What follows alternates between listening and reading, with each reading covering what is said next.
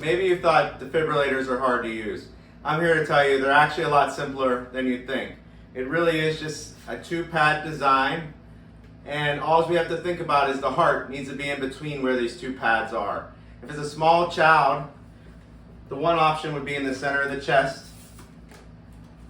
Then we'd roll them over onto their backside and apply the other pad. And if we would look, the heart is in between where the pads are. If I'm applying it on a child over the age of 8 or an adult, we can use this front location here.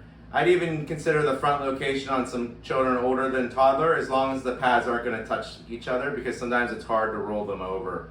But here in this location too, the heart's in the middle and the pads are getting the signal from one side to the other. Other than that, the operation is very simple. You either have a button that turns it on, or when you open the case on some of them, they open up. It's just like starting your car. Sometimes you need a key, sometimes you can push a button, but they all basically have the same function.